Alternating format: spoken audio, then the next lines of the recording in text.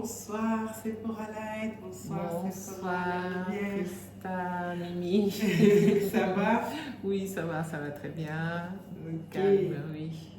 trop bien. On se retrouve ce soir pour une autre vidéo et on va parler, donc on a parlé déjà dernièrement, précédemment, on a parlé de la première, de la deuxième maison, on a vu ce qu'elle constituait, voilà, comment est-ce qu'on faisait pour justement sortir des traumas qu'on a pu vivre et puis évoluer sainement avec le Seigneur dans la deuxième maison qui est en soi une première maison également. Et aujourd'hui, donc, on va parler de quoi? Alors aujourd'hui, on va parler de la troisième maison et de la quatrième maison. Ok, donc on parlera de la troisième et quatrième maison. Comment on fait lorsqu'on est sorti de la deuxième? Et dans la troisième maison, qu'est-ce qui se passe? Et c'est de la troisième maison que vous allez rentrer dans votre quatrième maison. Voilà. Ok, le thème aujourd'hui, c'est la troisième, quatrième maison. Alors, est-ce que tu peux nous définir un petit peu ce que c'est? Alors, la troisième maison, c'est, si je peux donner l'exemple, après avoir lutté, après avoir combattu, après avoir cherché à creuser dans notre passé, qui est la première maison, et pourquoi est-ce que dans la deuxième maison, on ne pouvait pas vivre la joie du mariage et qu'il y avait tout le temps des petits problèmes. Après avoir fait ce travail, comme j'avais dit, le chantier, c'est un grand chantier, donc c'est vraiment un travail de recherche pour comprendre qui est l'autre, qui est la personne avec qui vous allez construire votre vie de couple. Parce que dans la première, dans la deuxième maison, c'est des maisons où on a vécu, comme on a dit, des traumatismes, on a vécu beaucoup de choses, des blessures, et ce sont des choses qui nous empêchaient de mieux vivre notre mariage.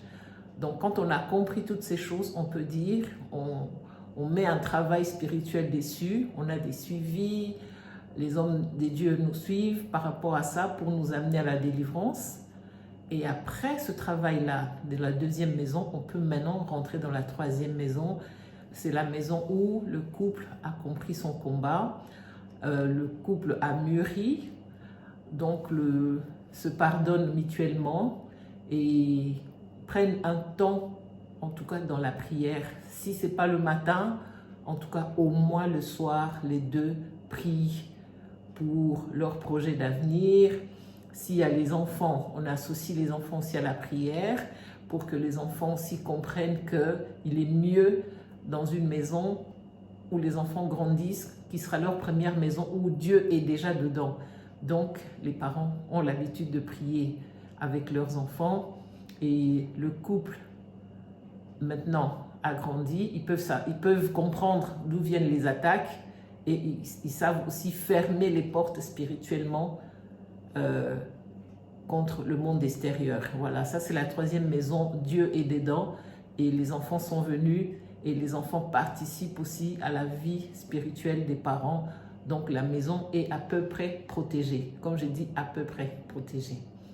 Donc la troisième maison, tu as pu très bien le définir et comme on parlera aussi de la quatrième maison, comment est-ce que tu peux l'identifier, lui donner une identité à cette quatrième maison? Voilà, la quatrième maison, je peux dire, c'est la maison de l'espérance, c'est la maison de l'espoir.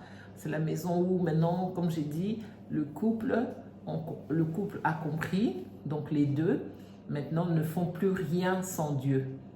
C'est une maison où le règne de Dieu est installé, où la délivrance est en train de se faire.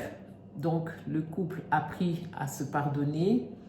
Et puis il y a l'humilité aussi quand même, et aussi en même temps la joie. Parce qu'il ne faut pas seulement vivre dans la tristesse ou dans la recherche du passé, mais c'est aussi la quatrième maison, c'est là où on veut s'installer et installer la joie avec nos enfants et à savoir maintenant quelle est la mission que le couple a pour l'avenir. Dans la quatrième maison, c'est la maison vraiment où il y a la repentance, on pardonne tous ceux qui nous ont fait du mal dans le passé, les choses qui se sont passées dans la première maison, on a appris à pardonner ces gens-là, on s'est dit maintenant, c'est notre vie, c'est notre couple, c'est notre avenir, on ne regarde plus en arrière et on va de l'avant. Voilà, ça c'est un peu la quatrième maison où on se bat pour qu'il y ait la joie dans la maison avec nos enfants. Voilà, ça c'est la quatrième maison. Donc on a bien pu comprendre en tout cas la distinction entre la troisième et la quatrième maison. Mais j'ai une question, donc justement pour que tout se passe bien.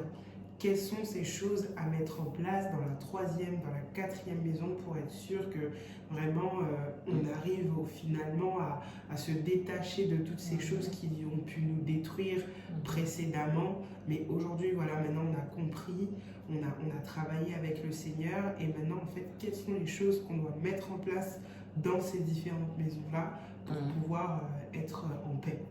Voilà, comme j'avais dit, hein, dès la première maison, si on est des chrétiens, Dieu est toujours notre invité d'honneur. Donc dans la quatrième maison, c'est vraiment la maison où on ne se réveille pas sans prier. On ne quitte pas la chambre à coucher sans prier. Et le soir aussi pareil. Donc moi je dirais c'est mieux encore lorsque un de conjoints rentre, en tout cas le soir, ou si c'est le mari qui rentre, en tout cas dès qu'il rentre, il faut prendre un temps dans la prière. Parce qu'on sait que le mari est parti travailler, il a rencontré des gens, des amis, je ne sais pas qui, mais quand il rentre chez lui à la maison, la première des choses, c'est de prendre même un petit court moment de prière pour évacuer tout ce que le mari a pu rencontrer à l'extérieur dans la journée. C'est déjà une façon de purifier la maison. Parce qu'il y a des fois dans la journée, le mari est parti au bureau, il a rencontré des gens, et comme il y a des esprits d'accompagnement qui s'attachent aux personnes qui ne sont pas assez bien équipées spirituellement, tu risques de rentrer chez toi avec un esprit, on peut dire, tu rentres chez toi, mais tu es déjà en colère. Tu ne sais pas pourquoi tu rentres chez toi à la maison, mais tu es très fâché. Tu arrives à la maison, tu commences à t'engueuler avec ta femme.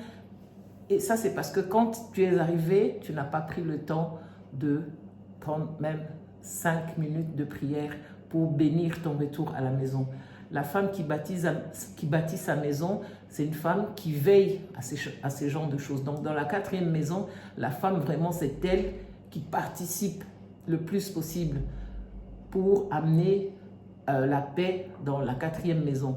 Donc quand ton mari rentre, tu prends 5 minutes de prier pour lui et d'évacuer tout ce qu'il a vécu dans la journée spirituellement. C'est pas seulement bonsoir, ça va, non, c'est d'abord un moment de courte prière pour sanctifier le retour du mari à la maison. Ça se passe dans la quatrième maison parce que la femme, maintenant, elle est devenue une sentinelle. Elle veille, elle ferme toutes les mauvaises portes et tout ce qui peut rentrer dans sa maison. La femme de la quatrième maison, c'est une femme qui a un esprit de discernement. Elle connaît le bien, elle connaît le mal, elle sait qui son mari fréquente. Elle-même aussi, elle prend soin de ses fréquentations. Donc, la quatrième maison, c'est vraiment, on peut dire, c'est la maison où il y a la plus grande partie de travail, c'est à la femme. Une femme à Habakkuk, comme on dit, une femme qui est à son poste, une femme qui veut bâtir sa maison. C'est ça la quatrième maison. Mais dans une maison comme ça, c'est la paix, la joie et il y a le règne de Dieu dedans. Parce que la femme s'est mise debout pour combattre. Voilà, c'est ça la quatrième maison. C'est vrai que c'est super important, je trouve, de mettre en place ce système de prière, de quand on rentre à la maison, de prier pour que l'atmosphère soit déjà disposée, une atmosphère de paix, de joie et d'amour, surtout, c'est super important. Mais je pense que même pour les femmes aussi, c'est important de faire ça, non? Oui, pour les femmes aussi, parce que l'ennemi profite souvent quand la femme est seule, ça peut être elle est au travail, ou soit elle est restée à la maison, l'ennemi profite pour parler à la femme. Cette histoire-là qu'on voit dans les jardins d'Éden où le serpent parlait à la femme, le serpent n'a pas arrêté de le faire. Il continue à le faire. Tu peux rester à la maison, tu fais la vaisselle, un moment pendant que tu fais à manger, tu entends une petite voix qui commence. Ah, tu vois pourquoi ton mari jusqu'à cette heure-ci n'est pas encore rentré. Mm. Voilà. Ou même des fois, tu es au travail, parce que tu travailles. Maintenant, ça peut être tes collègues de travail qui te parlent de ton mari. Mhm. Ah, tu es sûr que ton mari avec sa secrétaire là, Mm. les choses se passent comment? Tu as vu cette femme l'autre fois? Je suis partie, j'ai vu, il y a une dame qui sortait de son bureau. Tu vois? Ok. Voilà. Ça aussi, ce sont des attaques que la femme doit veiller dans la troisième, quatrième maison. Vraiment, la femme, elle doit faire très, très, très attention parce que dans l'histoire du couple, souvent, c'est la femme, c'est elle que l'ennemi vient plus en premier attaquer. Ok. Voilà. D'accord. Alors, Et ça tombe bien que tu parles des ennemis, parce que ma prochaine question, c'était quels sont les ennemis de la troisième, de la quatrième maison? voilà. Il faut savoir que lorsque vous vous mariez, les yeux des gens sont posés sur vous. Voilà. Il y a la famille, mais il y a aussi les amis que tu as grandi avec. Ces invités-là, ces gens-là qu'on invite au mariage. Ben, souvent, c'est des gens qui vous observent tout le long de votre première, deuxième, troisième maison. Et lorsqu'ils sont en train de voir que vous êtes toujours unis, entre vous, il y a toujours l'amour, ah ben, maintenant, ce moment-là, ça peut être des amis d'enfance, ça peut être les collègues du bureau, c'est eux qui commencent maintenant, soit par votre mari, ah, après le boulot, ah, viens, on va aller prendre un petit verre. Or, vous avez déjà programmé votre soirée. C'est toujours le soir où vous clôturez votre journée, en tout cas dans la prière, ton mari arrive, vous avez soupé, vous avez votre temps de méditation. Il faut dans un couple, dans la troisième maison, la parole de Dieu doit être constamment. Voilà, il faut vraiment que le couple puisse avoir leur temps de méditation de la parole et discuter aussi pour que quand vous allez rentrer en prière, vous rentrez avec un cœur paisible. Donc ça se prépare aussi. Donc ça, c'est déjà dans la troisième maison. Il faut savoir que les ennemis que vous aurez dans la troisième maison, ça peut être aussi vos amis, vos collègues de bureau. Ce n'est pas toujours les gens de la famille, c'est souvent aussi maintenant les gens qui sont proches de vous au niveau du travail. Voilà, ça aussi, il faut savoir gérer pour dire. Mais les gens qui sont des fois prévoyants, qu'est-ce qu'ils font? Ils reçoivent les gens presque à l'extérieur. Maintenant qu'il y a des restaurants, il y a tout à l'extérieur, c'est mieux de préserver votre foyer et de recevoir vos amis à l'extérieur de la maison pour protéger votre troisième, quatrième maison parce que vous ne savez pas qui viendra chez vous pour semer le désordre. Ça ne dérange pas d'aller prendre un petit verre avec les amis, mais à l'extérieur. Ils ne sont pas toujours obligés de venir à la maison. Moi, je pense que la maison, en ce moment-là, si vous êtes des jeunes, c'est vraiment, il faut d'abord être sûr que vous avez bien surprotégé votre maison avant de commencer à inviter n'importe qui. Voilà, ça c'est le conseil que je donne. Waouh, franchement, je suis vraiment bénie par ce que tu dis parce que dans ma première maison, moi j'avais l'habitude à ce que tout le monde vienne chez moi. En tout cas, vienne voir mes parents chez nous. Et j'ai en tout cas développé dans ma conception des choses le fait de me dire que quand je veux recevoir en fait des amis, des connaissances, c'est tout à fait... En tout cas, c'était logique pour moi qu'ils puissent venir. Il y a des amis qu'on doit découvrir spirituellement. Dans la troisième maison, tu pries pour tes amis, pour savoir si c'est vraiment des bons amis que tu peux laisser ta porte ouverte. Ça, si le Saint-Esprit te dit « Ok », tu le fais. Comme on dit, hein, dans la troisième, quatrième maison, on ne bâtit plus seul. On sait que Dieu est avec nous et nous avons comme conseiller le Saint-Esprit. Si l'Esprit de Dieu te dit « Cet ami est bien », oui, ça ne dérange pas. Mais comme je dis, n'invitez pas n'importe qui dans vos maisons. Troisième, quatrième maison, c'est une maison où vous êtes en train de chercher déjà vous-même à retrouver la paix, à trouver la paix. Ce n'est pas c'est pas une maison où la porte est ouverte à tout le monde. Parce que nous savons que l'ennemi, comme on dit, il rôde, il cherche. Mais quand il cherchera à travers nos amis. Et ceux qui ne sont pas bien spirituellement, bien assis dans la parole, c'est par eux que l'ennemi va rentrer. Voilà. Parce qu'il y a des amis qui viennent chez des gens que pour juger. Ah, t'as vu sa maison comment c'est. Ah, t'as vu comment sa femme fait à manger. T'as vu. Or, ce sont des choses que vous avez déjà mis de l'ordre. Hein. Quand eux, ils vont arriver, après, ça devient encore des problèmes. Ah, mon ami, il a dit que sa femme, elle fait. Ah, quand j'étais manger chez mon ami là, sa femme, elle avait fait mieux. Comme ça, ah, t'as vu, la toilette des invités chez elle, c'était pas propre. Tout ça, ça suscite encore des querelles. Donc, s'il faut vraiment éviter d'inviter tout le temps les gens à la maison, ce serait bien. Il y a des endroits, on peut manger à l'extérieur.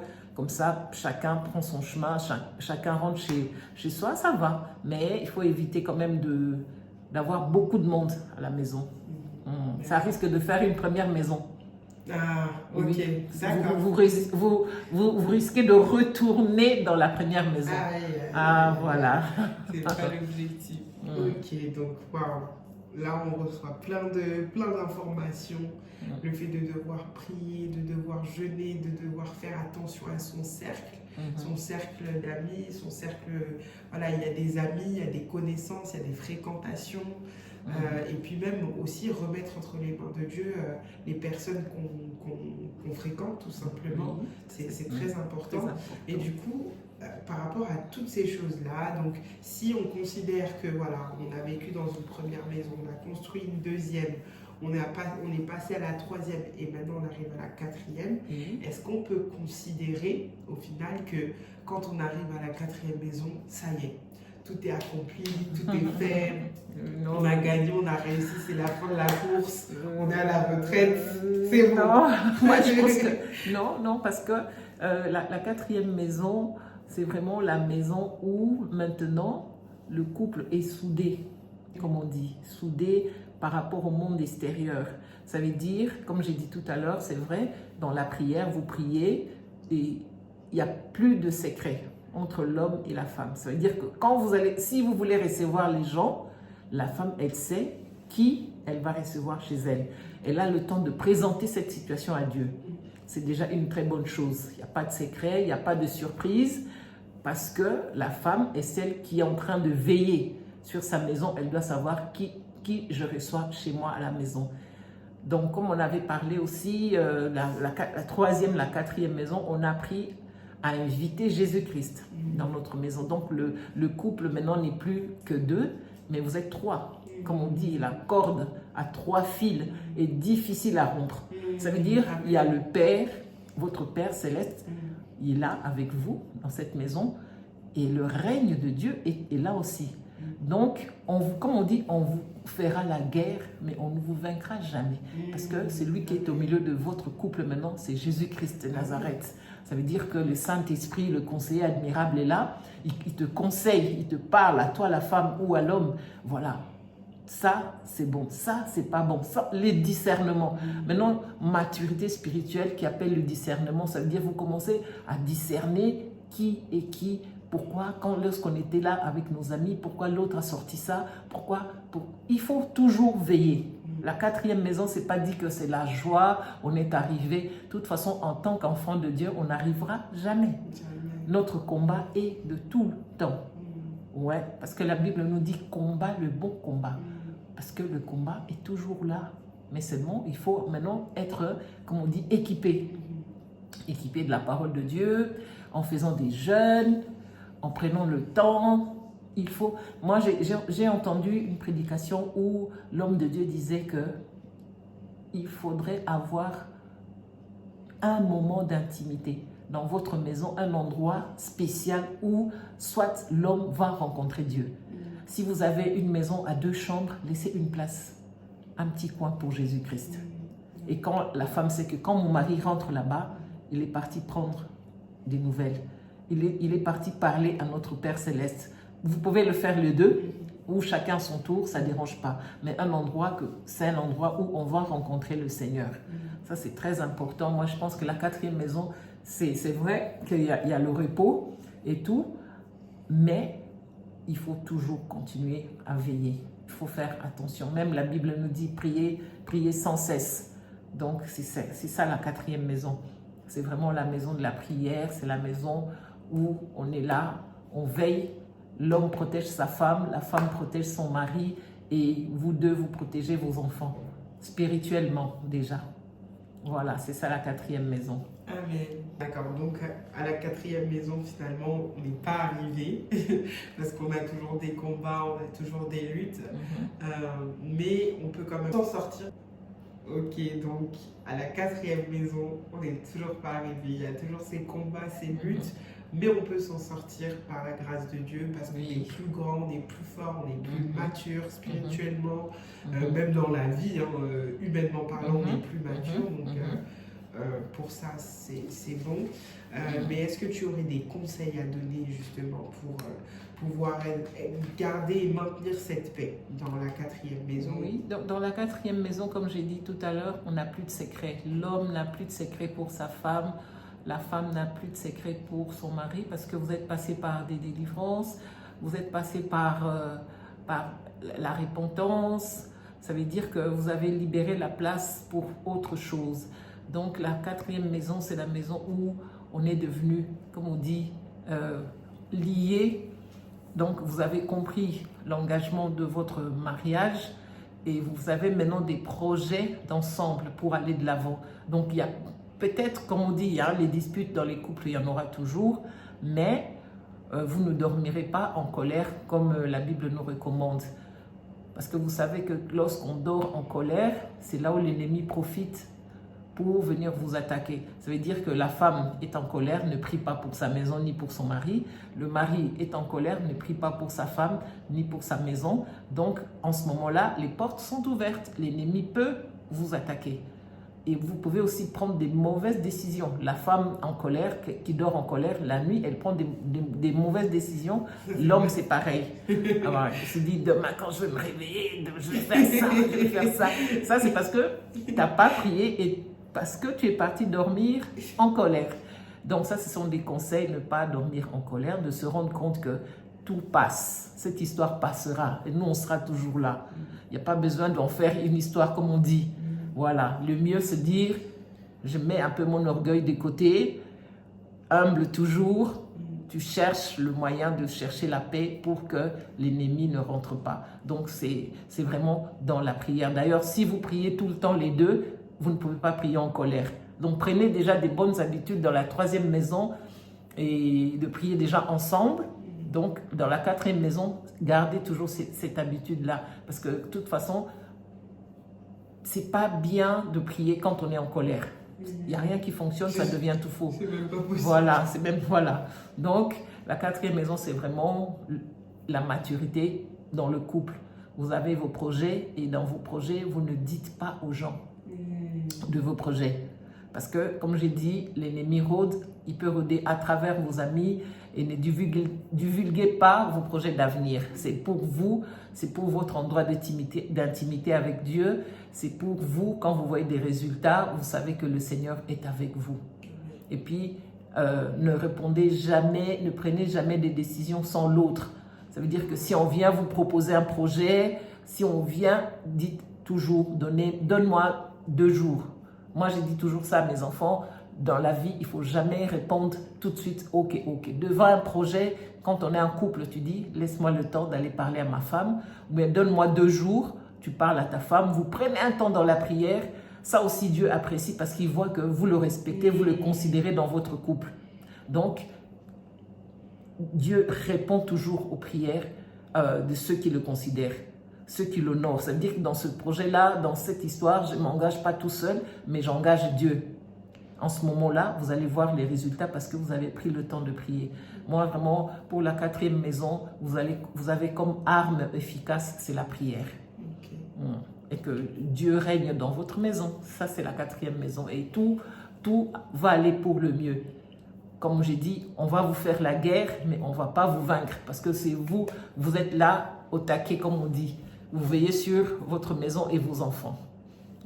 Alors, comme vous pouvez le voir, alors oui, c'est vrai, on est en Suisse, mais on a des origines qu'on aimerait aussi honorer. Et par rapport à ça, donc Mamine, elle va prendre un petit temps pour pouvoir expliquer aux personnes qui sont lingalophones, pour qu'ils puissent eux aussi comprendre et bénéficier en tout cas de ce qu'on peut dire à travers ces vidéos-là. Ok. Néanmoins, on a le bien, tous les Congolais, tous la Suisse, mais tous les Congolais. première maison, deuxième maison, troisième, quatrième maison, ezali bandako otokola. Première maison, ezandako place au bout na ba parents na yo. Ba parents na biso ba ebara nzambe te. Bazaki ba catholique, mais catholique ne na lobaki makambo mingi zako sala ya obombana mingi bazako lakisa biso makambo ya mulimu te. Ya mwana tozaki ko sa makambo mingi na obombana et babiloko na ememela biso ba conséquences na vie. Si on est zaki makambo ilekali na première maison. Mais tant to komi siko na époque ya lelo nzambe aye na kati na makambo na biso to yambi Jésus-Christ to komo comprendre siko ke makambo ezali ko lekala le to zaki bala meke to zaki ko bomba yango na ezali ko memela biso ba problème tango bali okena ndako libala ozo vivre makambo susu ozo comprendre ete place makambo ne zouta nzoka nde ezouta place outa na ba origine na yo tango se ko za la kombo ba pesa kiyo tango se ezali élévation ya kati ya libota na yo bazali ko zo oneti mwana moko spécial tango yo bali okoti na ndako na libala ko mona kana za spécial mobala ko le belelo côté po yo za spécial moi c'est pe akoko bala mobali te po mobali pe aza spécial pour place à outa ki bazoro zo spécial siko tant beaucoup na deuxième maison na bino po boba no sa la famille et comme ba querelle tout ça yango no moni et sengara mingi eza malamu ko yeba nzambe avant mariage soko yebi nzambe avant mariage